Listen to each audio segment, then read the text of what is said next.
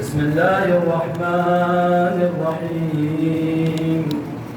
الحمد لله رب العالمين، والصلاة والسلام على أشرف الأنبياء والمرسلين، سيدنا ونبينا وشفيع ذنوبنا وطبيب نفوسنا أبي القاسم محمد. اللهم صل على محمد وآل محمد وعلى آل بيته الطيبين الطاهرين، واللعنة على أعدائهم أجمعين من الآن إلى قيام يوم الدين. أما بعد، فقد قال الله في كتابه الكريم: إن الدين عند الله الإسلام. صدق الله العلي العظيم، وصدق رسوله النبي الكريم. صلى الله عليه وسلم. اللهم صل على محمد وآل محمد. عزیزان گرامی قدر، عزاداران عباداللہ حسین، ماتمداران سید الشہداء، محبان حیدر کرار، ماہ محرم الحرام کی آج چوتھی تاریخ ہے. خدا کا شکر ہے کہ ہم اور آپ کو پھر یہ توفیق نصیب ہوئی کہ پھر اس فرش عزا پر آ کر ابا عبداللہ حسین اور اصحاب حسین اور انصار حسین کی یاد کو منائیں. غم حسین منانا، کربلا کو یاد کرنا، کربلا کی اس مشن کو یاد رکھنا، کربلا کے اصحاب و انصار کے کردار کو اپنے اندر ایجاد کرنا، کربلا والوں میں جو وفاداری تھی، کربلا والوں میں جو دینداری تھی، کربلا والوں میں جو ایمان تھا، کربلا والوں کے پاس جو عقیدہ تھا، اسے اپنے اندر ایجاد کرنے کے لیے ہم اور آپ یہاں پہ حاضر ہوئے. گزشتہ مسلسل تقاریر میں آپ کی خدمت میں نے عرض کیا کہ ایک مسلمان ہونے کے لیے انسان کے پاس علم کی ضرورت ہے، اس کے بعد علم کے ساتھ ساتھ اس علم پر عمل کی ضرورت ہے. آپ سب واقف ہیں کہ ہمارے مابین جناب حجت الاسلام والمسلمین برادر عزیز جناب شیخ محمد صاحب یہاں تشریف فرما ہے. انشاءاللہ حوض علمیہ کے جید علماء میں سے طلاب میں سے ہیں. انشاءاللہ کل اگر وہ یہاں رہے آج تو وہ سفر کو ایسے تھکے ہوئے ہیں، وگرنہ انشاءاللہ آپ کی خدمت میں وہ بھی اپنے اظہار خیال کرنے والے تھے. لیکن اگر وہ کل رہے انشاءاللہ ضرور آپ جوانوں سے وہ بھی مخاطب ہوں گے. وہ بھی حوضے کے ایک جوان ہیں، حوضے میں طالب علم کی زندگی گزار رہے ہیں اور 7 سال علوم آل محمد سے شرفیاب ہو رہے ہیں، اور ابھی خود خطے لداخ میں اپنے وطن عزیز تبلیغ دین اسلام کے لیے آئے ہوئے ہیں. لہٰذا خوش نصیب ہے ہم اور آپ، ہماری قوم کے ہر زمانے میں اس قوم کے خدمت گزار ہر جگہ، ہر زبان میں، ہر لباس میں موجود ہے. لہٰذا انشاءاللہ ہم کل سے استفادہ کریں گے، اور انہی سے اجازت کے ساتھ ساتھ میں آج کی گفتگو کا آغاز کروں گا. آپ لوگ نعرہ صلوات سے سہارا دیں. صلوات اللہم صل علی محمد وآل محمد. عزیزان گرامی قدر، عزاداران ابا عبداللہ حسین، ہمارے اور آپ کا عنوان گفتگو ہے اسلام کے بنیادی عقائد، بیسک بلیفز آف اسلام. وہ عقائد، وہ اصول جس کے بنا پر ہم مسلمان ہوتے ہیں. اگر یہ اصول، یہ عقائد، یہ آئیڈیالوجی، یہ رفتار، یہ اخلاق ہمارے پاس نہ ہو، یہ شریعت، یہ دین ہمارے پاس نہ ہو، تو ہم اپنے آپ کو مسلمان نہیں کہہ سکتے. ہم اور آپ نے گزشتہ تقاریر میں یہ بحث کرنے کی کوشش کی کہ ایک مسلمان ہونے کے لیے مسلمان گھرانے میں پیدا ہونا شرط نہیں ہے. ایک مسلمان ہونے کے لیے مسلمان خاندان میں پیدا ہونا بھی شرط نہیں ہے. مسلمان کے ماحول، مسلمان گاؤں میں، مسلمان کے شہر میں پیدا ہونا بھی مسلمان ہونے کے لیے معیار نہیں ہے. تو ایک مسلمان بننے کے لیے ہم اور آپ کو علم کی ضرورت ہے. کون سا علم جس کے بنا پر ہم اپنے آپ کو مسلمان کہتے ہیں؟ وہ کون سا علم ہے جس کے نہ ہونے پر ہم دوسروں کو ایتھسٹ، ملحد، مشرک، منافق کہتے ہیں؟ وہ علم جس کے بنا پر ہم اور آپ اپنے آپ کو مسلمان کا ٹائٹل دیتے ہیں، حسینیت کا ٹائٹل دیتے ہیں، شیعہ ہونا کہتے ہیں، مومن ہونا کہتے ہیں. وہ علم کیا ہے؟ وہ علم یہ ہے یہ مسلمان جانتا ہے کہ میں ایکسیڈنٹ سے پیدا ہوا نہیں ہوں، بلکہ مجھے کسی نے پیدا کیا ہے، اور وہ پیدا کرنے والا اندھا نہیں ہے، وہ سپر نیچر نہیں ہے، بلکہ وہ علم کا مالک ہے، اس کے پاس قدرت ہے، وہ حکیم ہے، کوئی بھی کام بیہودہ انجام نہیں دیتا۔ اگر اس نے اس پوری کائنات کو وجود میں لایا ہے، اس پوری کائنات کا کوئی نہ کوئی مقصد ہے۔ یہ دنیا بے ہدف نہیں ہے، بلکہ اس دنیا کا کوئی نہ کوئی ہدف ہے جس کے لیے اس حکیم مطلق نے اسے وجود میں لایا ہے۔ اور میں آپ پوری دنیا کے ساری مخلوقات، ہم اور آپ جسے خدا نے اشرف المخلوقات کا لقب دیا، اس کا بھی ہدف ہے، اس کا بھی مقصد ہے، وہ بھی بے ہدف نہیں ہے، وہ بھی اس کی زندگی کا بھی مقصد ہے۔ لہذا ہمارے اور آپ کا یہ عقیدہ رکھنا کہ اس پروردگار عالم نے اس پوری کائنات کو خلق فرمایا، خلق فرمانے کے بعد اس پوری کائنات کو ایک ہدف کے لیے خلق فرمایا، اور خلق فرمانے کے بعد ہم اور آپ کو ایسے چھوڑ دیا؟ نہیں، ہم اور آپ کو خدا نے ایک کتاب نازل کی تاکہ ہم اور آپ اس کتاب کو پڑھ کر سمجھ سکیں کہ دیکھو تمہارے مقصد زندگی کیا ہے، تمہیں کس لیے پیدا کیا گیا ہے، تمہیں کس لیے اشرف المخلوقات کا اللہ کا دیا ہے، تمہیں کیوں کہا گیا کنتم خیر امۃ اخرجت للناس تأمرون بالمعروف وتنہون عن المنکر، تمہیں یہ ٹائٹل کیوں دیا گیا کہ دیکھو تمہیں میں نے انتخاب کیا، کس لیے؟ تمہاری دو ذمہ داری ہے کہ تم امر بالمعروف کرو، نہی عن المنکر کرو۔ ہم اور آپ اپنے آپ کو مسلمان کا لقب، مسلمان کا ٹائٹل اس وقت دے سکتے ہیں جب ہمارے پاس قرآن کے مطابق یہ دو چیزیں ہوں، کنتم خیر امۃ، تم بہترین امت ہو، لیکن ایک شرط ہے، کیا ہے؟ کہ یہ تم امر بالمعروف کہو، نہی عن المنکر کرو۔ تو میں آپ سے پوچھنا چاہوں گا جوانوں، امر بالمعروف اور نہی عن المنکر، اچھائیوں کا حکم، برائیوں سے روکنا، اس بنا پر ہم مسلمان ہوں گے، اس بنا پر ہم بہترین امت ہوں گے۔ تو میں آپ سے کہوں گا وہ اچھائیاں کون بتائے گا؟ یہ برائی ہے کون بتائے گا؟ یہ حلال ہے کون بتائے گا؟ یہ چیز حرام ہے کون بتائے گا؟ کیا ہم اور آپ اپنے سے یہ احساس اور یہ فیصلہ کر سکتے ہیں کہ فلاں چیز ہمارے لیے جائز، فلاں چیز ہمارے لیے ناجائز؟ اس وقت ہر عاقل انسان کہے گا نہیں، ہم اپنے حساب سے اگر قانون بنانا شروع کر دیں تو دنیا درہم برہم ہونی شروع ہو جائے گی۔ کیونکہ آج ہم اور آپ دیکھتے ہیں کہ بہت سے ایسے لوگ جنہوں نے خدا کو چھوڑا، دین کو چھوڑا، اپنے رسم و رواج، اپنے عقل کے مطابق قانون بنانا شروع کر دیے، تو ہر جگہ الگ الگ قانون شروع ہوئے۔ لہٰذا اب ہر ملک اپنے قانون پہ چلنے کی کوشش کر رہے ہیں، لیکن دنیا میں کہیں بھی یونیٹی، دنیا میں کہیں اتحاد نظر نہیں آئے گا۔ لیکن ضروری ہے کہ ہم پوری دنیا پر اپنے قانون کو چلانا چاہیں تو ہم اور آپ چلا نہیں سکتے۔ ہم اور آپ اگر ہندوستان پر قانون چلانا چاہیں، پاکستانی ہمیں تسلیم نہیں کریں گے۔ پاکستان والے ہم پر قانون چلانا چاہیں تو ہندوستانی تسلیم نہیں کریں گے۔ امریکہ والے ہم پر قانون چلانا چاہیں تو دوسرے ہم تسلیم نہیں کریں گے۔ انگلینڈ والے آسٹریلیا والوں پر حکومت کرنا چاہیں، وہ لوگ تسلیم نہیں کریں گے۔ تو پھر فیصلہ کرو نا کہ ہم انسان اگر ہم اپنے قانون کے مطابق، ہم اپنے عقل کے مطابق دنیا پر راج کرنا چاہے تو کوئی تسلیم کرنے کے لیے تیار نہیں ہے۔ تو ہر انسان یہی کہے گا کہ بھئی اگر کیوں نہیں تسلیم کرے گا؟ اس لیے تسلیم نہیں کرے گا کیونکہ وہ کہے گا جو قانون بنایا ہے وہ ناقص ہے، اس لیے کہ مجھ جیسے انسان نے بنایا ہے، ہم جیسے خطاکار انسانوں نے قانون بنایا ہے۔ تو اس موقع پر ہر عاقل انسان کہے گا دیکھو اگر چاہتے ہو پوری دنیا پر یونیورسل قانون بنایا جائے تو لازم ہے کہ جس نے اس کائنات کو بنایا ہے وہی قانون بنایا ہے۔ چلو پڑھتے ہیں محمد۔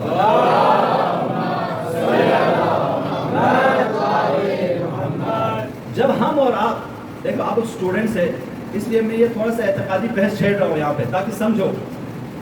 ہم اور آپ آج پوری دنیا نے یو این او کیوں بنایا؟ یو این او اس لیے بنایا کہ دنیا پر سب پر ایک راج چلا سکے، لیکن یو این او کے باوجود بھی، یو این او کے تقریباً 160 بند قوانین کے باوجود بھی اب تک دنیا میں ظلم ہے، دنیا میں ناانصافیاں ہیں، دنیا میں طغیانیاں ہیں۔ دنیا اب یو این او پہ اعتراض کرنے لگے کہ بھئی ہمیں یہ قانون نہیں چاہیے۔ تو اب ہم اور آپ دنیا نے کوشش کی کہ آپ اپنے قانون کے مطابق، اپنے رول کے مطابق دنیا کو چلائے، لیکن چلا نہیں پا رہے ہیں۔ اب ایسے میں ہم اور آپ جو اپنے آپ کو مسلمان کہتے ہیں، جو اپنے آپ کو شیعہ کہتے ہیں، جن کے پاس بہترین کتاب ہے، جن کے پاس بہترین امام ہے، جن کے پاس بہترین نبی ہے، یعنی ہم اور آپ دنیا میں وہ واحد قوم ہیں جو فخر کے ساتھ کہہ سکتے ہیں ہمارے پاس جو کچھ ہے وہ پیور ہے اور جو کچھ ہے وہ یونیورسل ہے۔ دنیا کے کوئی قوم یہ دعویٰ نہیں کر سکتی کہ جو کچھ ہمارے پاس وہ یونیورسل بھی ہے اور پیور بھی ہے، معصوم ہے، بے خطا ہے، لیکن واحد شیعہ قوم، واحد مسلمان قوم یہ دعویٰ کرنے کے حق رکھتی ہے کہ وہ کہے کہ جو کچھ ہمارے پاس ہے وہ معصوم ہے، وہ پیور ہے، وہ بے نقص ہے۔ کیونکہ اس ہمارے پاس جو قانون کتاب نازل کی ہم جیسے خطاکار انسانوں نے نہیں، بلکہ خدا نے جو بے خطا ہے، جو عالم کل ہے، جس کے پاس تمام چیزوں کا علم ہے، اس نے ہمیں کتاب عطا کی ہے، اور جس نے اس کتاب کو ہم تک پہنچایا وہ پیغمبر بھی معصوم ہے، یعنی اس کتاب کو معصوم بنا کر بھیجا کہ اس میں کوئی خطا آپ کو نظر نہ آئے، جو کچھ ہے وہ ٹروتھ، وہ حقیقت، وہ سچائی، وہ ریئل، اور جو اس کتاب کو ہم تک پہنچائے وہ اپنے طرف سے کچھ نہیں بولتا، وہ خود کہتے ہیں کہ وما ينطق عن الهوى ان هو الا وحی یوحى، میں تو اپنی جانب سے کچھ نہیں کہتا ہوں، میں جو کچھ بولتا ہوں وہ وحی الہی ہوا کرتی ہے۔ یہ توجہ کیجئے گا، سخت گفتگو ہے لیکن سمجھو، جب اسے سمجھیں گے تبھی ہم اپنے آپ کو کہہ سکتے ہیں کہ ہاں ایک مسلمان ہونا آسان نہیں ہے، ایک مسلمان رہنا بھی آسان نہیں ہے۔ پیغمبر گرامی اسلام فرماتے ہیں میں جو کچھ بیان کرتا ہوں وہ وحی الہی ہوا کرتی ہے، اور وحی میں کوئی نقص نہیں ہے، کوئی عیب نہیں ہے۔ اب جو انسان یہ عقیدہ رکھتا ہے کہ اس خدا نے ہمارے لیے ایک کتاب بھیجی، مجھے اس کتاب پر ایمان رکھنا ہے۔ اب میں آپ کو ایک مثال نوجوانوں، آپ کو اپنے دوست نے ایک کتاب دی، کہا دیکھو یہ کتاب پڑھ لو، آپ فرض کیجیے آپ جیولوجی کے اسٹوڈنٹس ہیں، آپ کو پتا ہے کہ دیکھو جیولوجی میں سب سے بہترین کتاب یہ ہے اور رائٹر بہترین ہے، تم اس کتاب کو پڑھ لو گے تو جیولوجی میں تم صاحب نظر ہوں گے، جیولوجی میں تم اس وقت تم اتنے حاکم ہوں گے، تم اپنے آپ کو زیولوجی کا ایک ڈاکٹر کہہ سکتے ہو، PhD اسکالر کہہ سکتے ہو، اتنے بہترین کتاب ہے یہ، آپ نے پڑھا، اب بیچ میں پڑھتے پڑھتے آپ کو سمجھ میں نہیں آیا، اب کیا کہیں گے؟ آپ کہیں گے یہ میں سمجھ نہیں رہا ہوں، لکھنے والا دقیق ہے، لکھنے والا بہترین اسپیشلسٹ ہے، لکھنے والا اس چیز میں متخصص ہے، لہٰذا وہ جانتا ہے کوئی اس نے خطا اس میں نہیں کی ہے، اب میں نہیں سمجھ رہا ہوں تو مجھے سمجھنا ہوگا۔ آپ اس لائن کو دوست سے پوچھیں گے، استاد سے پوچھیں گے، پروفیسر سے پوچھیں گے، سب سے پوچھنے کی کوشش کریں گے، کسی بھی صورت میں آپ اس مطلب کو سمجھنے کی کہیں اس نے غلطی تو کہ میں غلط تو سمجھ نہیں رہا ہوں، ٹھیک ہے؟ لیکن فرض کیجئے آپ کی دوست نے دوسری کتاب آپ کو دے دی، کہا دیکھو یہ زوالوجی میں تو لکھی گئی ہے لیکن لکھنے والا کوئی خاص نہیں ہے، آپ اس کا مطالعہ کریں گے، جہاں پہ سمجھ میں نہیں آئے کہہ دیں گے لکھنے والے نے کیا لکھ دیا، یہی کہیں گے نا، لکھنے والے نے کیا لکھ دیا، پہلے والے مصنف کے ساتھ، رائٹر کے ساتھ آپ کا بیہیو کیا ہے، کیوں آپ ایسا کر رہے تھے، کیوں آپ اس کے ایک ایک ٹیکس، ایک ایک لائن کو سمجھنے کی کوشش کر رہے تھے، کیونکہ آپ کو بتایا گیا تھا کہ وہ لکھنے والا زیولوجی کا ماہر ہے، لہٰذا ماہر شخص کبھی اس طرح کے خطا نہیں کرے گا، اگر سمجھ میں نہ رہا ہوں تو میری کمی ہے، مجھے اپنی کمی کو دور کرنی ہوگی۔ دوسری کتاب کے ساتھ آپ کی بیہیو کیا ہے، دوسری کتاب کے ساتھ آپ کی برخورد یہ ہے کہ یہ تو بھائی ایک رائٹر نے لکھی ہے، پتہ نہیں اس کی تحقیق صحیح ہو یا نہیں ہو۔ عزیز جوانوں، قرآن مجید خدا کی کتاب ہے، کائنات کا بہترین رائٹر، خدا سے بڑھ کر کوئی عالم نہیں ہے، اور جس نے یہ کتاب ہم لوگوں تک پہنچائی وہ پیغمبر گرامی اسلام، پیغمبر گرامی اسلام سے سچا کوئی نہیں، عقل کل پیغمبر گرامی اسلام، پیغمبر گرامی اسلام ہم سے فرماتے ہیں دیکھو اس کتاب کو پڑھ لو، اس میں تمہاری آخرت بھی ہے، اس میں تمہاری دنیا بھی ہے۔ اب اگر ہم اور آپ نے کائنات کی اس کتاب کو پڑھا تو دنیا بھی ہماری سدھرے گی، کائنات بھی ہماری سدھر جائے گی، لیکن ہم اور آپ نے اس کتاب کو پڑھنے کی کوشش نہ کی تو ہماری دنیا بھی برباد ہوگی، آخرت بھی برباد ہوگی۔ آپ کم سے کم زیولوجی کی کتاب کے ماہر مصنف کی کتاب پہ جتنا اہتمام سے آپ غور سے پڑھتے ہو، مختلف اساتید، مختلف پروفیسر دوستوں سے، آپ سے سینئر لوگوں سے اتنا پوچھتے ہو تاکہ وہ زیولوجی کی کتاب سمجھ میں آ جائے۔ عزیز جوانوں، اپنے آپ کو مسلمان کہنے والے جوانوں، میں آپ سے گزارش کر رہا ہوں، کیا کبھی آپ اور ہم نے قرآن کو سمجھنے کے لیے اتنا اہتمام کیا؟ خدا کی دو طرح کی کتابیں ہیں، ایک کتاب ہے ٹیکسٹ قرآن ہمارے پاس، ایک کتاب ہے پوری کائنات خدا کی کتاب ہے، کلمۃ اللہ ہے، ایک عجیب گفتگو ہے جس پہ بھی جو ہم اور آپ کو کرنی ہے، یہ پوری کائنات خدا کی کتاب ہے، ہم اور آپ کلمۃ اللہ ہے، دنیا کے چونٹی سے لے کر ذرے سے لے کر بڑی بڑی مخلوقات تک خدا کی کتاب ہے۔ اب آپ کتنا اس میں ریسرچ کرتے ہو اس کھلی کتاب میں، جس میں دنیا ریسرچ کر رہی ہے، جس میں سائنس، ٹیکنالوجی، زیولوجی کے ماہرین، تمام لوگ، کیمسٹری کے ماہرین، ہر ایک اس دنیاوی ایک مخلوق پر ریسرچ کر رہے ہیں۔ کارگل کا ایک PhD اسکالر ہے، محمد علی ان کا نام ہے، انہوں نے کارگل میں موجود تتلیوں کے اوپر ریسرچ کی، تتلی کہ کارگل میں کتنے نوع کی تتلیاں ہیں، کیسے بنتے ہیں، اس کے اوپر انہوں نے ریسرچ کی۔ کارگل کے بہت سے ایسے جوان ہیں جو ایک ایک پلانٹ میں جنہوں نے ریسرچ کی ہے۔ اب دنیا خدا کی کھلی کتاب سے ریسرچ کی، دنیا والوں نے، ہم اور آپ بہن بے دین والوں نے ریسرچ کی، بہت سے حقائق تک پہنچے، بہت سی چیزوں تک پہنچے۔ انسان کے اوپر اتنے ریسرچ کی کہ انسان کے آنکھ، انسان کے کان، انسان کے اعضاء و جارے ایک ایک کا ایک اسپیشلسٹ ہونا پڑا۔ یعنی اتنی تحقیق بڑھ گئی کہ اگر ایک PhD اسکالر انسان کی آنکھ کے بارے میں ریسرچ کرے، وہ ریسرچ کرتے مر جائے گا، لیکن انسان کی آنکھ کی حقیقت کو سمجھ نہیں سکے گا۔ ایک اعضاء کو سمجھنے سے قاصر ہے انسان۔ یہ خدا کی کھلی کتاب ہے جس میں انسان، چونکہ خدا اپنے دین کو بچانا جانتا ہے، جوان اپنے دین کی حفاظت کرنا جانتا ہے، خدا اس کتاب کے ذریعے شاید دنیا کو اپنے تک پہنچا رہا ہے۔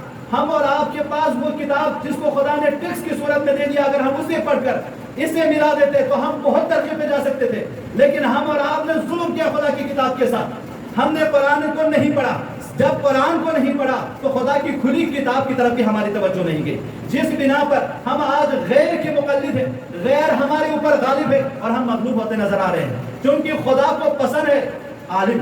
اب عالم چاہے وہ خدا کو نہ پہچانتا ہو، لیکن وہ چونکہ خدا کی مخلوقات میں سرچ کرتا ہے، ریسرچ کرتا ہے، وہ اس نتیجے پر پہنچ جاتا ہے ایک نہ ایک دن کہ وہ خود شک میں پڑ جاتا ہے کہ یہ آخر کس نے بنایا ہے۔ کانٹ بہت بڑا فلسفی گزرا ہے، ویسٹرن فلسفر گزرا ہے، آخر کار وہ ریسرچ کرتے کرتے اس نتیجے پر پہنچا کہ جب میں رات میں آسمان، کھلے آسمان میں ستاروں کو دیکھتا ہوں، مجھے اقرار کرنا پڑتا ہے کہ کوئی ہے جس نے اس کو پیدا کیا۔ اب میں آپ سے کہوں کیا کانٹ مسلمان نہیں ہوا؟ کانٹ خدا پر ایمان نہیں لایا اسے جو یہ اقرار کر رہا ہے میں نے اتنی ساری ریسرچ کی، تحقیق کی، سب کچھ کیا، لیکن میں آج اس نتیجے پر پہنچا ہوں کہ یہ ستارے کو جب میں دیکھتا ہوں، میں اس نتیجے پر پہنچا ہوں کہ اس کا کوئی نہ کوئی خالق ہے۔ بلا علی الظاہر نام سے ہم اور آپ کا نام کے ذریعے شاید کانٹ مسلمان نہیں ہوا۔ جو فرہنگ کلچر ہمارا اور آپ کے یہاں میلاد و معیار مسلمان ہونے کا ہے، اس کے حساب سے تو کانٹ مسلمان نہیں ہوا، لیکن اگر علم کے لحاظ سے جس کے ذریعے ہم خدا کو پہچانتے ہیں، خالق کو پہچانتے ہیں، اپنے رب کو پہچانتے ہیں، اس حساب سے ہم کہہ سکتے ہیں وہ اس لائن میں تو کم سے کم خدا کو پہچانا اس نے اپنے ریسرچ میں تو کم سے کم کہا کہ ان سب کا کوئی نہ کوئی خالق ہے۔ لہٰذا خدا کہتا ہے کہ دیکھو تم اگر تحقیق کرنا چاہو تو تم اپنے اعضاء جو ہے اپنے اندر بھی دیکھو، اور تمہارے لیے ہم نے نشانیاں رکھی ہیں آفاق میں، تم سچ کرو ستاروں پہ، سیاروں پہ، چاند پر، سورج پر، درختوں پر، پرندوں پر۔ جب تم ریسرچ کرو گے خود بخود سمجھو گے کہ یار ایک اتنے انواع و اقسام کے، کہ وہ ریسرچ کرنے والا محمد علی کہتا ہے کہ میں حیران ہوا، پریشان ہوا، اتنے انواع و اقسام کی تتلیاں صرف ہمارے منطقے میں ہیں، جہاں پہ ابھی بنجر ہے، بہت سے وہاں پہ ہریالی نہیں ہے، تو میرے علاقے میں اتنے انواع و اقسام کی اگر تتلیاں ہیں تو جہاں پہ ہر جگہ سرسبزی ہو وہاں پہ کتنی طرح کے خدا کی مخلوقات ہو سکتی ہیں۔ لہٰذا جوانوں ریسرچ پڑھاؤ، اپنا تحقیق پڑھاؤ۔ آپ اس لائن میں ہو، آپ کو بہترین انسان بننا ہے، آپ کو کانٹ سے آگے جانا ہے، آپ کو مارکس سے آگے جانا ہے، آپ کو لینین سے آگے جانا ہے، آپ کو آئنسٹائن سے آگے جانا ہے۔ کیوں؟ کیونکہ آپ کم سے کم جس نے اس پوری کائنات کو بنایا اس خالق کو تو مانتے ہو، یہ تصور تو آپ کے ذہن میں ہے۔ لہذا جوانان عزیز ریسرچ تحقیق کرو۔ مولا علی فرماتے ہیں کہ کیا تم فکر کر رہے ہو اتظن انک جرم صغیر انطوی فیک عالم الاکبر؟ مولا علی فرماتے ہیں پوری کائنات پر ریسرچ کرنا چھوڑ دو، اپنے آپ میں دیکھ لو۔ تم سمجھتے ہو تم جسم اور ہڈی کے ٹکڑے ہو، تم سمجھتے ہو بس تمہارے پاس یہی بس صرف تمہارا، تم انسان جب ہم کسے کہتے ہیں تم سمجھتے ہو کہ اتظن انک جرم صغیر، بس ایک مختصر سے ہڈی اور گوشت کے ٹکڑے تمہارے باڈی پہ ہیں اور کچھ نہیں ہے۔ انطوی فیک عالم الاکبر، تم میں بہت بڑی کائنات چھپی ہوئی ہے، لیکن آنکھیں کھول کے تو ریسرچ کرو، دقت تو کرو۔ تم اپنے آنکھ کے اوپر، کان کے اوپر، دل کے اوپر، تمام اعضاء و جوارح کے اوپر ریسرچ کرو، تمہیں پتہ چلے گا تمہارے اندر کتنی بڑی کائنات چھپی ہوئی ہے۔ یہ کون بتائے گا جوانوں کو؟ جب آپ تحقیق کرو گے نا تو مولا کی حدیث سمجھ میں آئے گا. جب آپ ریسرچ کرو گے, کل آپ جا کے یونیورسٹیوں میں پروفیسر بنیں گے, ڈاکٹر بنیں گے اور ریسرچر بنیں گے, بڑے بڑے پلیٹ فارم پہ انشاءاللہ آپ سب جائیں گے, تو اس وقت آپ کہہ سکیں گے ہاں یہ تحقیق تو میرے مولا علی نے کب کی کر فرمایا تھا, میرے مولا کتنا آگے گیا تھا, کاش مولا سے لینے والے نہیں تھے, کاش مولا سے لینے والے ہوتے تو مولا کیا کیا بتا کے جاتے. آج کے دور میں بھی اگر ہم اور آپ نے اسلام سے حاصل نہیں کیا, جس طرح ہم مولا کے زمانے کے لوگوں کو جنہوں نے امام علی کو ستایا, امام علی سے فائدہ نہیں اٹھایا, ان کو برا بلا کہتے ہیں, اگر آج کے دور میں ہم اور آپ نے ان کے احادیث سے, ان کے اقوال سے فائدہ نہیں اٹھایا, ہم اور آپ کو حق نہیں ہے کسی کو برا کہنے کا. آپ کس ملاک سے, کس معیار سے کہہ رہے ہو کہ انہوں نے غلطی کی, آپ غلطی نہیں کر رہے ہو؟ لہٰذا پیغمبر گرامی اسلام نے فرمایا تھا کہ دیکھو ہماری روایتوں کو محفوظ کرو, دوسروں تک سناؤ, اس لیے کہ آخر زمان میں ایک قوم آئے گی جو ان کو سمجھے گی, تم نہیں سمجھو گے, لیکن آخری زمانے میں ایک قوم آئے گی جو ریسرچ کرے گی, تحقیق کرے گی, وہ خود بخود ہمارے احادیث کے حقائق کو سمجھیں گے. لہٰذا جوانان, یہ دور تحقیق کا دور ہے. اس دور میں کوئی آپ کے آنکھ پر پردہ نہیں لگائے گا, لیکن آپ کو آنکھ بند کر کے بیٹھ جائیں تو کوئی آنکھ کھولنے والا بھی نہیں ہوگا. یہ دور تحقیق کا دور ہے, ریسرچ کا دور ہے. اب ایک عالم دین سے جو توقع رکھتے ہو کہ عالم دین پیور رسول اللہ جیسے بننا چاہیے, امام علی جیسے بننا چاہیے, تو ایک عالم دین کو یہ بھی حق نہیں ہے کہ آپ اسٹن جیسا بنے, آپ لوتھر جیسے بنے, آپ عبد الکلام جیسے بنے, آپ جواہر لال نہرو جیسے بنے. یہ بھی حق نہیں ہے ہم کو کہ آپ سے ہم یہ توقع رکھیں کہ آپ بہترین سیاست مدار بنیے, بہترین ڈاکٹر بنیے. یہ بھی توقع نہیں رکھ سکتے, آپ سے توقع رکھ سکتے ہیں. اس لیے ضروری ہے کہ آپ سے بھی توقع زیادہ ہے. یہ شیعہ مذہب کے لیے یہ جوان سرمایہ ہے, آپ سرمایہ ہے.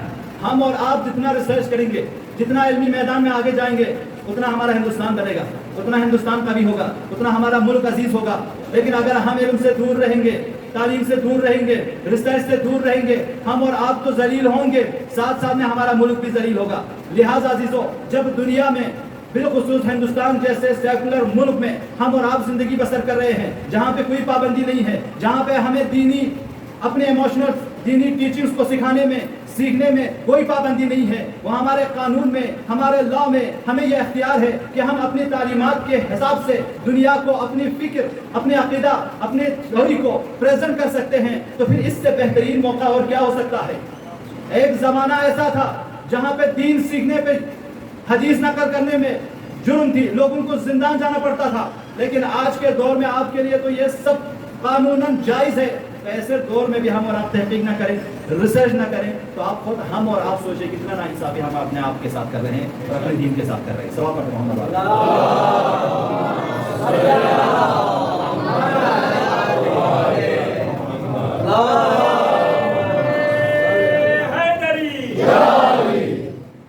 بس آگے آگے تشریف لائیے تو پیچھے جگہ نہیں.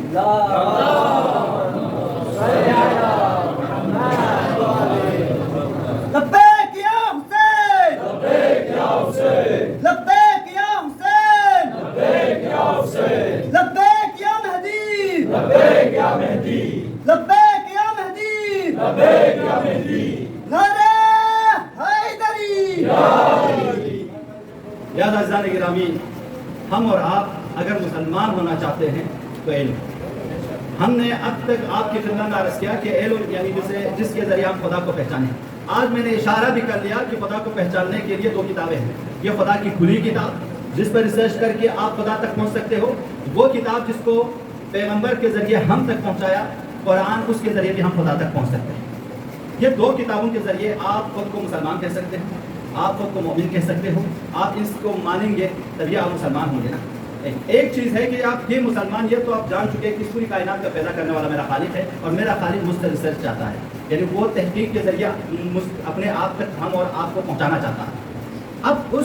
اب ہم اور آپ اپنی علم, اپنی توانائی اتنی ہم میں نہیں ہے کہ ہم اور آپ اپنے عقل کے مطابق, اپنی تحقیق اور ریسرچ کے مطابق خدا کو کما حقہ پہچان سکیں. نہیں پہچانیں گے. پہچان سکیں گے ہم خدا کو جس طرح خدا ہے پہچان نہیں پائیں گے.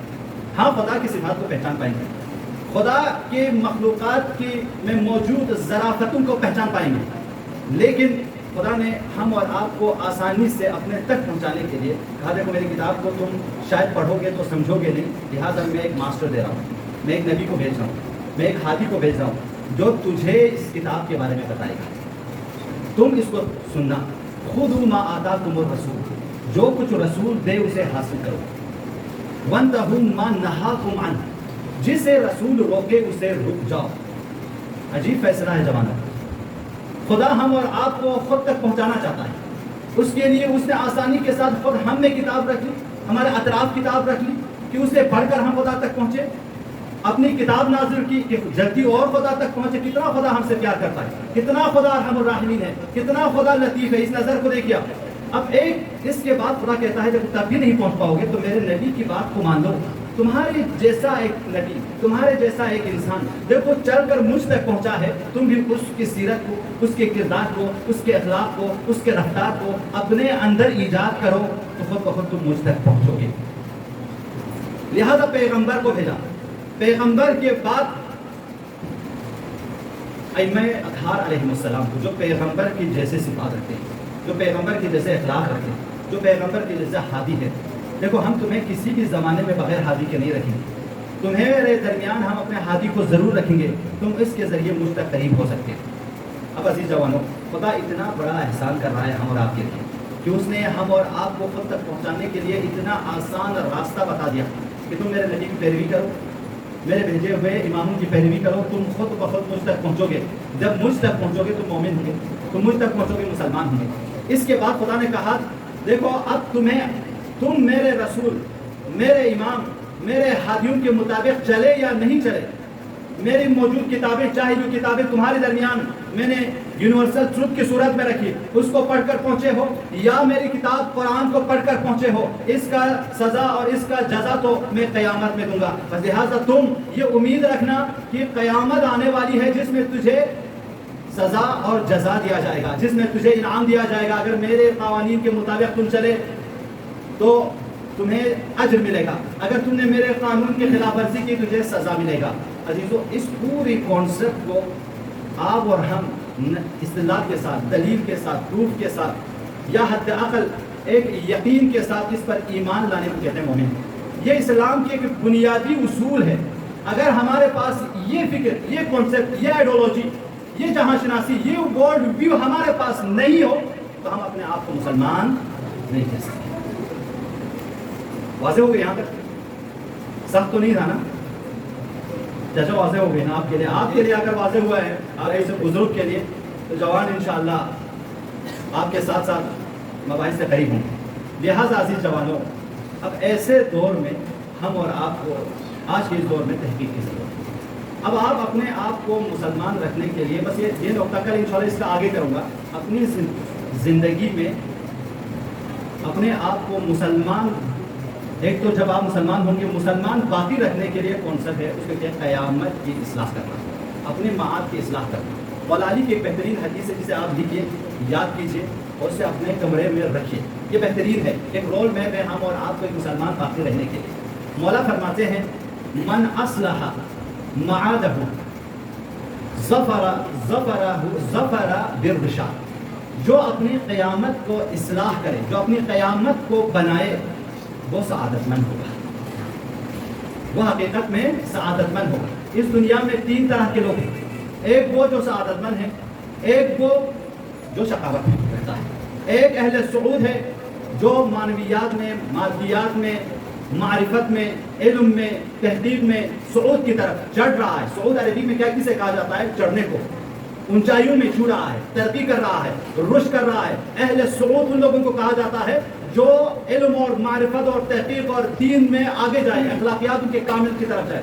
اس کے مد مقابل میں ایک کچھ افراد ایسے ہوتے ہیں جو اہل سقوط ہوتے ہیں، یعنی وہ اخلاقیات میں بھی سب سے گرے ہوتے ہیں، علم میں بھی سب سے جاہل ہوتے ہیں، دینداری میں بھی سب سے بے دین، کمزور لوگ ہوتے ہیں، ہر چیز میں جو پیچھے ہو اسے کہتے ہیں اہل سقوط۔ اسی دنیا میں کچھ ایسے ہوتے ہیں جو اہل رکوت ہوتے ہیں، اہل جمود ہوتے ہیں، منجمد ہوتے ہیں، یعنی نہ وہ خیر میں آگے بڑھتے ہیں نہ وہ شر کی طرف بڑھتے ہیں، ان کے آج اور کل مساوی ہے۔ اور ایسے انسان پر امام جعفر صادق فرماتے ہیں لعنت ہے وہ شخص جس کی آج اور کل دونوں برابر ہے۔ ہم اور آپ کو نہ سقوط کرنے والے، زوال پذیر ہونے والے، نابود ہونے والے، پیچھے ریوائز کرنے والوں میں بھی نہیں ہونا ہے، نہ منجمد ہو کے نہ عرفان میں نہ اخلاق میں نہ دین میں کوئی اضافہ نہ ہو، اس میں بھی شامل نہیں ہونا ہے، بلکہ ہم اور آپ کو اہل صعود میں شامل ہونا ہے۔ اہل صعود میں شامل ہونے کے لیے ایک ہی پوائنٹ یہ ہے کہ ہم اور آپ قیامت کو یاد رکھیں، یعنی ہم اور آپ جب قیامت کو اپنے عقیدے میں رکھیں گے، کل فَمَن يَعْمَلْ مِثْقَالَ ذَرَّةٍ خَيْرًا يَرَهُ وَمَن يَعْمَلْ مِثْقَالَ شَرٍّ خَيْرًا يَرَهُ، اگر میں ذرا برابر برائی کروں گا وہ بھی دیکھوں گا، ذرا برابر اچھائی کروں گا وہ بھی دیکھوں گا۔ خدا نے مجھے اتنی بہترین اعضاء و جوارح دی، آنکھ دیے، کان دیے، صحت دی، سلامتی دی، اچھے ماں باپ دیے، اچھے دوست دیے، یونیورسٹی دی، حوزے دیے، بہترین اساتذہ دیے، تاکہ میں بہترین انسان بن سکوں۔ اگر آپ بہترین انسان بنے، اپنے آپ کو ان کا شکر کرتے ہوئے خود کو صعود کے منزل تک لے گئے، تو آپ موت سے نہیں ڈریں گے، آپ قیامت سے نہیں ڈریں گے، اصلاح کریں گے آپ اپنی۔ یعنی ایک اب اسی مثال میں چونکہ ٹائم ہو گیا، اسی مثال کا آخر کروں گا، ایک یونیورسٹی کا طالب علم اپنا اصلاح کیسے کرے، وہ قیامت اپنی قیامت کو اصلاح ایسے کریں، ایک تو وقت ضائع نہ کریں، نہ اپنا نہ پروفیسر کا، استاد کی بات غور سے سنیں، تحقیق غور سے تحقیقات کو انجام دیں، ماں باپ نے جو پیسہ جتنے خرچ آپ کے اوپر کرتے ہیں اس کو ضائع ہونے نہ دیں، ماں باپ کی امید کو پانی میں نہ ملائیں، ہر چیز ٹائم ٹیبل ایگزام پہ ٹائم پہ جائیں، امتحانات کے لیے خوب تیاری کریں، اپنے ریسرچ تحقیق کے دور میں ایام تحصیل میں خوب پڑھیں گے، خوب بہترین اسٹوڈنٹ بنیں گے۔ اسی بہترین آپ جب اپنے آپ کو 100 پہ یا 100 نمبر جب دیں گے تو آپ کی قیامت اچھی ہوگی، یعنی آپ نے خود اپنی قیامت اچھی بنائی ہے۔ نہیں تو جوانوں، قیامت میں ہم اور آپ شاید ماں باپ سے چھپا کے بہت کچھ کریں، دوستوں سے چھپا کے گناہ کر لیں، ہم اور آپ خطاگار ہیں، گنہگار ہیں۔ اس دنیا میں کوئی انسان ایسا نہیں ہوگا جس سے خطا سے آزاد نہ ہو، جو گنہگار نہ ہو۔ ہم اور آپ جو بھی گناہ کرتے ہیں جوانوں، شاید ہم دوستوں سے چھپا لیں، بھائیوں سے چھپا لیں، ماں باپ سے چھپا لیں، لیکن قیامت میں ایسے ایسے گواہ ہیں نا ہمارے اعمال کے۔ سورہ یاسین میں ہے کہ تمہارے اعضاء و جوارح تمہارے اعمال پر گواہ ہوں، تم نے کیا دیکھا ہے تم سے پہلے تمہاری آنکھ بولے گی، تم نے کیا سنا ہے تم سے پہلے تمہارے کان بولیں گے، تم نے کیا بدتمیزی کی ہے، تم نے کیا اچھائی کی ہے، آپ سے پہلے آپ کی زبان آپ کی گواہ دے گی۔ آپ نے کس ہاتھ سے کس پہ ظلم کیا، کس ہاتھ سے کس پہ رحم کیا، یہ آپ سے پہلے گواہ دیں گے۔ آپ کے اس پاؤں سے کہاں تک گئے، کس کلب میں گئے، کس مسجد میں، کس حسینیہ میں گئے، آپ سے پہلے یہ پاؤں گواہ دیں گے۔ عزیز جوانوں، یہ سارے شاہد، ان سب شاہد کو لے کر ہم اور آپ اگر گناہ کرنا چاہیں کہاں کر سکتے ہیں؟ ہے واقعی اس کانسیپٹ کے ساتھ کوئی انسان گناہ کر سکتا ہے کہ کل میرا اعضاء و جوارح میرے خلاف بولیں گے؟ آج میں اگر اس چیز کو دیکھوں گا تو کل میری آنکھ مجھ سے پہلے بولے گی کہ خدایا اس نے فلاں موقع پر یہ دیکھا تھا، خدایا فلاں موقع پر اس نے یہ سنا تھا، خدایا فلاں موقع پہ اس نے اس کام کو انجام دیا تھا۔ ہاتھ، اعضاء و جوارح سب گواہ ہے۔ ہم اور آپ دعائے کمیل میں کیا پڑھتے ہیں؟ خدایا تو نے ہمارے تمام اعضاء و جوارح پر گواہ رکھے ہیں، اور ساتھ ساتھ میں 2 فرشتے ہمارے اوپر، یہ 2 فرشتے ہمارے کار خیر، ہمارے کار شر، اچھائی برائی سب لکھ رہے ہیں۔ عزیز جوانوں، اتنے سارے شاہد کے بعد کہتا ہے شاید یہ اعضاء و جوارح سے بھی چھپی رہ گئی اور تمہارے کوئی گناہ، تو میں خود خدا تو دیکھنے والا ہوں۔ قیامت کے موضوع پہ انشاءاللہ کل گفتگو ہوگی جوانوں، اس سے ہماری اصلاح ہوگی۔ یہی ہمارے مین عقائد میں سے ہے، اور اس کی اصلاح کب ہوتی ہے؟ جب ہم اور آپ اپنے اعضاء و جوارح اس کانسیپٹ سے کوئی بھی کام کریں گے۔ آپ اب کل سے آپ کیوں موت سے نہیں ڈریں گے؟ اس وقت نہیں ڈریں گے جب آپ کی آنکھ سالم ہو، کان سالم ہو، اعضاء و جوارح سالم ہو، تب آپ اور ہم نہ موت سے ڈریں گے۔ اس وقت ہم علی اکبر کے اشعار کو دیں گے، بابا السنا علی الحق، کیا بابا ہم حق پہ نہیں ہیں؟ اگر ہم حق پہ ہیں تو کوئی پرواہ نہیں بابا کہ ہم موت کی طرف چلے جائیں یا موت ہماری طرف آ جائے۔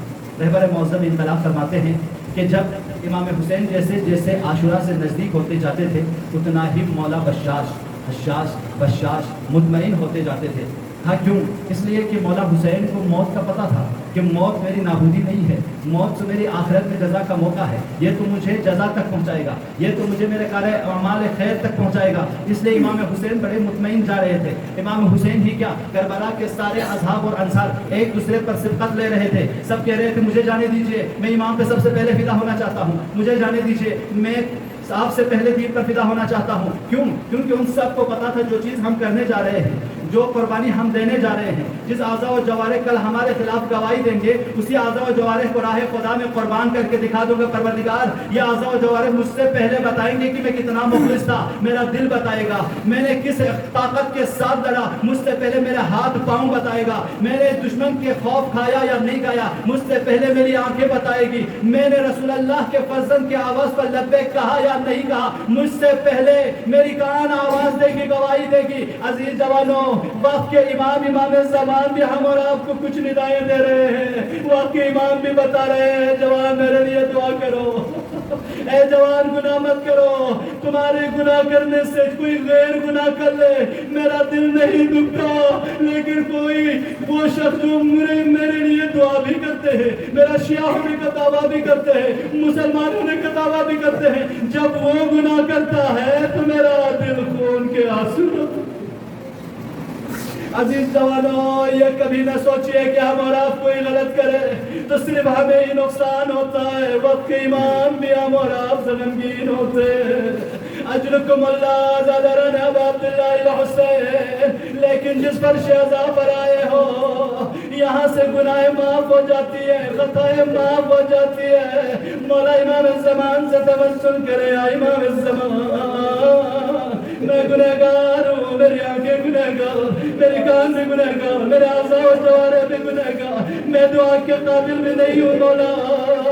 اب میں امام الزمان ابو الفضل عباس کے طفیل میں، علی اصغر کے طفیل میں، امام حسین کے طفیل میں آج مجھ پر رحم کیجئے کہ میں آج سے اپنے گناہوں پر توبہ کر سکوں۔ اجرکم اللہ عزیزان اکرامی، مولا سلامت رکھے عزیزو۔ الانسان علی نفسہ بصیر، انسان کیا ہے دوسروں سے زیادہ خود زیادہ جانتا ہے۔ قرآن کہتا ہے کہ انسان اپنے خود سب سے زیادہ جانتا ہے کہ وہ خود کیا ہے، کتنا اچھا آدمی ہے وہ خود جانتا ہے، کتنا برا آدمی ہے وہ خود جانتا ہے۔ تو اب خود آپ اپنے آپ سے سر جھکائے بارگاہ ابا عبداللہ حسین میں اپنے کو آزمائیے، میں جو فرش عزا پہ آیا ہوں، ارے میں کتنا خطاگار ہوں، میں اس فرش عزا پہ آیا ہوں، میں کتنا اچھا آدمی ہوں، مجھ سے امام زمان کتنا راضی ہے، مجھ سے امام حسین کتنا راضی ہے۔ آپ خود آزمائیے عزیزو، اس لیے کہ جب تک ہم اپنے اعمال پر خود متوجہ نہیں ہوں گے کوئی دوسرا ہمیں متوجہ نہیں کرے گا۔ جب آپ خود بیدار نہیں ہوں گے، اپنا نفع نقصان آپ نہیں سمجھیں گے تو دوسرا آ کے کوئی نہیں سمجھائے گا۔ عزیزو، آج آئے ہیں نا امام حسین کے بچپن کے دوست حبیب ابن مظاہر کا پرسہ لینے۔ عزیزو، آپ کو پتا ہے حبیب ابن مظاہر جب بچپن میں تھے تو امام حسین کے نقش قدم پر اپنا قدم رکھتے تھے۔ حبیب ابن مظاہر اتنا امام حسین کا چاہنے والا تھا کہ امام حسین آگے آگے جاتے تھے، امام حسین کے نقش قدم پر اپنا قدم رکھتے تھے۔ ایک دفعہ بہت سے بچے کھیل رہے تھے، رسول گرامی اسلام نے حبیب ابن مظاہر کو اٹھایا، پیار کرنے لگے، ساتھ نے سوال کیا، یا رسول اللہ اتنے سارے بچے، ان میں سے آپ نے صرف اس بچے کو کیوں اٹھایا؟ رسول اللہ فرماتے ہیں، ارے میں نے اس لیے اٹھایا چونکہ یہ بچہ میرے حسین سے محبت کرتا ہے۔ اجرکم اللہ یا رسول اللہ، ہم بھی آپ کے حسین پر رونے آئے، ہم بھی آپ کے حسین سے محبت کرتے ہیں یا رسول اللہ۔ امام حسین کے طفیل میں کل قیامت میں جہاں ہم تنہا ہوں گے، جہاں ہمارے ایک سے بھاگ رہے ہوں گے، ایسے موقع پہ ہمارے ہاتھ تھام لینا یا رسول اللہ۔ اجرکم اللہ مدرن ابو عبداللہ، 2 محرم سے لے کر 8 محرم تک کربلا میں جب امام حسین کے اصحاب و انصار پہنچ چکے ہیں، 2 محرم سے لے کر 7 8 محرم تک لشکر پہ لشکر آتے تھے تو سید زینب فرماتی تھی فضا کون آیا ہے؟ دیکھو کہیں ایسا تو نہیں ہے کہ میرے حسین کے لیے کوئی ناصر آیا ہو۔ حضرت فضا آتی کہتی سیدہ یا شہزادی مولا کا کوئی ناصر نہیں ہے بلکہ عمر سال لشکر لے کے آیا۔ اسی طرح جب کوئی لشکر لے کے آتا تھا آوازیں بلند ہو جاتی تھی، حضرت زینب فرماتی تھی فضا جا کے دیکھو کوئی ناصر تو نہیں آیا ہے۔ حضرت فضا کے کہتی تھی نہیں شہزادی کوئی آیا ہے۔ ویسے ہی حضرت زینب پوچھتی تھی، حضرت فضا جواب دیتی تھی نہیں ہرملا آیا ہے، عمر سال آیا ہے، شمر آیا ہے۔ بس جب इतने लश्कर आए, इतने लश्कर मौला हुसैन के मद्दे मुकाबिल में आए। एक दफा सैयदा ज़ैनब तरफ कर बोली, फिजा जरा मेरे भैया हुसैन को तो बुला के लाओ।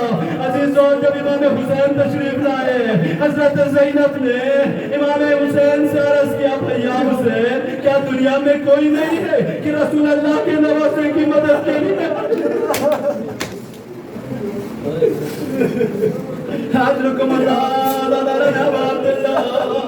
एक दफा इमाम हुसैन सर को झुकाते हैं, बहन ज़ैनब, अगर ये सवाल कोई और करता तो मैं उसे जवाब जरूर देता।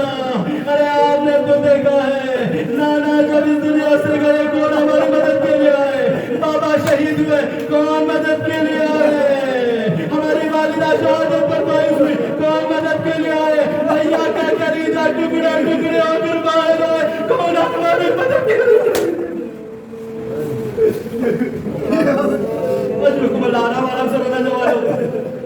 अय्याम मुसीबत, अय्याम मुसीबत है ना, अय्याम अबादुल्लाह हुसैन है, रोने के अय्याम है। इन अय्याम में नहीं रोएंगे तो कब रोएंगे? इन अय्याम में जितना हो सके रोइए, जितना हो सके रोइए। रोना ना आए, रोने वाली सूरत बनाइए, ये भी सवाब है। अजीजान गिरामी, एक दफा हजरत ज़ैनब तरफ कर कहती है, भैया हुसैन, कोई आए या ना आए, आपका बचपन का दोस्त हबीब जरूर आएगा, जरा उनको बुला लीजिए। जैसे ही ये कहा, इमाम हुसैन अपने खेमे में आए, कासिद के साथ खत लिखा, भेजा कासिद को। इधर कूफे में हजरत मुस्लिम, हजरत हबीब इब्न मज़ाहिर अपनी ज़ौजा के साथ बैठे हुए हैं। पता चीज़ों, एक दफा ज़ौजा के हलक में कोई खाना फंसा तो अरब में ये फाल निकाला जाता है कि जब कोई खाना हलक में फंस जाए तो कहते हैं कि किसी ने हमें याद किया है। हबीब की ज़ौजा हबीब से कहने लगी कि हबीब, किसी ने हमें याद किया लग रहा है। बस इतना कहना था, दस्तक दी, दरवाजे पे हबीब इब्न मज़ाहिर गए, जाके पूछा कौन हो? आवाज़ आना बरीदुल हुसैन, मैं हुसैन का कासिद हूँ। हबीब ने दरवाजा खोला, कासिद के पाँव पे गिरा, कासिद के पाँव का पूछा लेने लगे, अरे मेरे आका के यहाँ से इन्हीं पाँव से चल कर आए हो।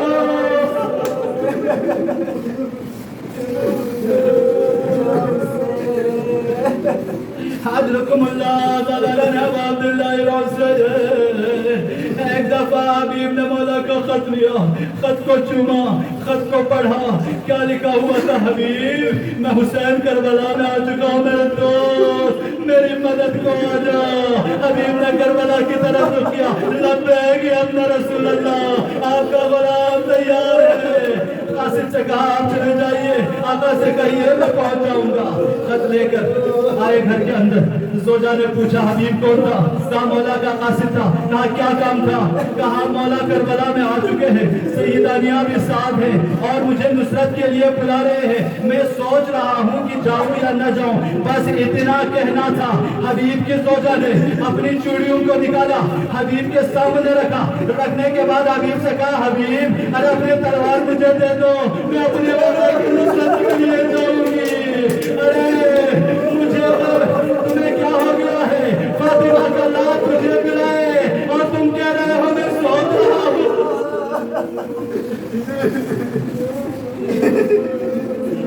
आराम आराम से सुनना सिखाने की दामी। हबीब इब्न मज़ाहिर कहते हैं, ज़ौजा मैं तो तेरा इम्तिहान ले रहा था, मुझे पता है, क्योंकि तुम बुजुर्ग हो चुकी हो, बड़ी हो चुकी हो, पीर हो चुकी हो, तुमने मेरा साथ दी, अब आखिरी उम्र में कैसे गुजरोगी? मैं तो तेरा इम्तिहान ले रहा था, इतना कहना था। हबीब इब्न मज़ाहिर की ज़ौजा कहने लगी, हबीब, हबीब, मैं मिट्टी खा के भी रहूंगी, लेकिन मैं एक लम्हे के लिए उस घर में रहने के लिए तैयार नहीं हूँ जहाँ सैयदा ज़हरा का फर्जंद आपको नुसरत के लिए बुलाए और आप जाने से इनकार।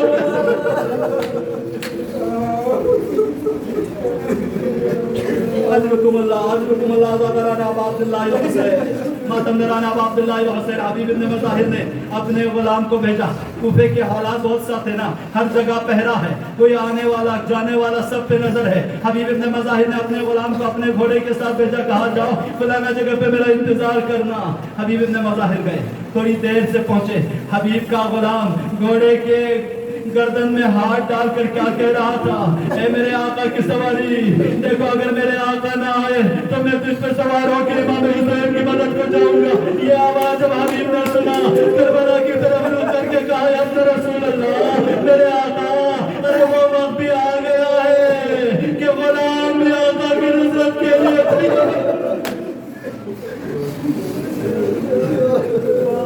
اجرکم اللہ مولا سلامت رکھے آزاد اللہ ابا عبداللہ الحسین. مولا کوئی غم نہ دے سوائے غم ابا عبداللہ الحسین کے. ایک دفعہ حبیب ابن مظاہر آئے جب کربلا پہنچے ہیں امام حسین کے قافلے میں شور مچ گیا. اہلاً و سہلاً یا حبیب کی آواز بلند ہونے لگی اس لیے کہ دو محرم سے اور محرم تک کوئی نہیں آیا تھا. جو بھی آیا یزیدی لشکر والے آئے, جو بھی آیا یزیدی لشکر والے ہی تھے. لیکن عزیزو آپ پہلی مرتبہ امام حسین کے قافلے سے امام حسین کے خیمگاہوں میں آواز بلند ہونے لگی تو سیدہ زینب نے فضہ سے کہا ارے کون آیا ہے؟ بس اتنا کہنا تھا. فضہ نے عرض کی صحیح شہزادی ارے مولا حسین کے بچپن کا دوست حبیب آیا ہے. بس اتنا کہنا تھا. حضرت زینب نے فرمایا فضہ جا کے حبیب سے کہہ دو میرے پاس آ جائے. حبیب ابن مظاہر مولا حسین کے ساتھ آئے عزیزو جیسے آئے مگر زینب کے پاس آئے کھڑے ہو گئے. حضرت زینب نے حضرت فضہ سے کہا حبیب سے کہہ دو علی کی بیٹی تجھ سے سلام کر رہی ہے. بس اتنا کہنا تھا. حبیب نے کہا شہزادی ارے کیا وقت آ گیا ہے جب سے شہزادی بھی غلاموں پر سلام اجرکم اللہ عبداللہ الحسین. مولا کوئی غم نہیں. آخری جملہ آخری مسائل آپ کی خدمت میں. آپ اور ہم کو تو پتا ہے نا حبیب ابن مظاہر روز عاشورہ حبیب ابن مظاہر جنگ کے میدان میں ہے. مولا نے بلایا حبیب سے کہا حبیب وقت نماز ہو چکا ہے. یہ کوفے والے ہیں تم بھی کوفے سے ہو. ان کوفے والوں سے جا کے کہہ دو کہ نماز تک کے لیے جنگ کو روک دے. بس آخری جملہ سن لینا اپنے دلوں کو تھام کر سن لینا جوانوں. حبیب ابن مظاہر آئے کوفے والوں کے پاس آئے. آنے کے بعد کہا میرے آقا مولا حسین فرماتے ہیں کہ دیکھو نماز پڑھنے کی مہلت دے دو, نماز تک جنگ کو روک لو.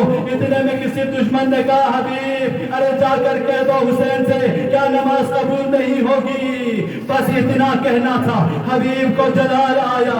مولا حسین کی طرف رک کر کے کہا مولا حسین اب یہ نماز تو حوض کوثر پر آپ کے دادا کے ساتھ پڑھوں گا, لیکن مولا میرا آخری سلام قبول کر لیجئے. یہ کہہ کر حبیب ابن مظاہر جنگ کے لیے آئے.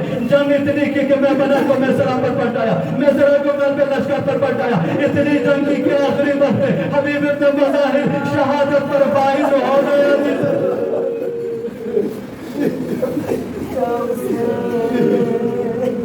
مولا کا بچپن کا دوست بھی مولا پر اپنی جان کو قربان کر چکے. اما زدرن ابا عبداللہ الحسین تمام عذاب انصار ابا عبداللہ جادہ دیگہ تنملہ جن پہ گا قابلہ کون یوسرہ کون یزیدیر مغنہ یمہ کفائی بازار اللہ اللہ نزانی کا جادہ گنستر مبارک نایت اللہ یہ دفعہ کفائی بازار اللہ چن سب رجل امام زین العابدین سوال امام زین العابدین بیابدہ تنفسہ بحبیبی بگیادین سبزر حضرت زینبہ کسل ولدن چو زینب حبیبی بگیادی کرو